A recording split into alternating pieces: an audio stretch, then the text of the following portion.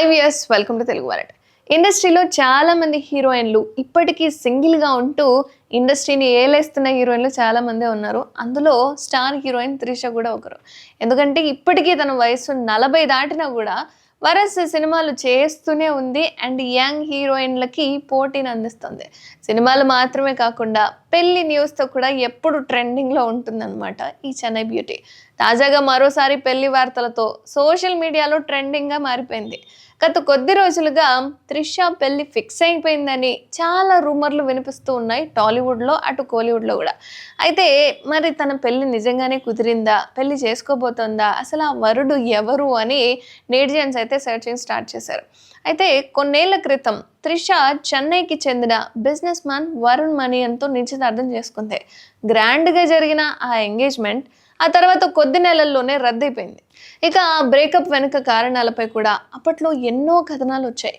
Family issues అన్నారు, life style difference అన్నారు. So ఇలా గాసిప్స్ అయితే బాగానే వచ్చాయి, కానీ దీని మీద వాళ్ళు మాత్రం రెస్పాండ్ కాలేదు. అంతేకాకుండా త్రిషకు తోటి హీరోలతో రిలేషన్షిప్స్ రూమర్స్ కూడా చాలా సార్లు వచ్చాయి. ఇక ఎవరితో చేస్తే వాళ్ళతో అన్నట్టు. అయితే ముఖ్యంగా శంభుతో వినయ్ తాండి వరువాయ సమయంలో అయితే కెమిస్ట్రీ రియల్ లైఫ్లోకి వెళ్ళిపోయిందంటూ వార్తలు అయితే చాలా వచ్చాయి. ఆ తర్వాత సిద్ధార్థ్తో ఆమె ఫ్రెండ్షిప్ కూడా కొత్త మసాలానే అందించింది నెటిజన్స్కి. ఒక దశలో త్రిష మరియు దళపతి విజయ్ కూడా కాంబినేషన్లో వాళ్ళిద్దరికి కూడా రిలేషన్ ఉంది అని, వాళ్ళిద్దరు కూడా పెళ్లి చేసుకోబోతున్నారన్న రూమర్స్ అయితే వచ్చాయి. ఇప్పటికీ ఆ ఇద్దరి మధ్య ఏదో ఉందన్న వార్తలు అయితే కోలీవుడ్లో వినిపిస్తూనే ఉంటాయి.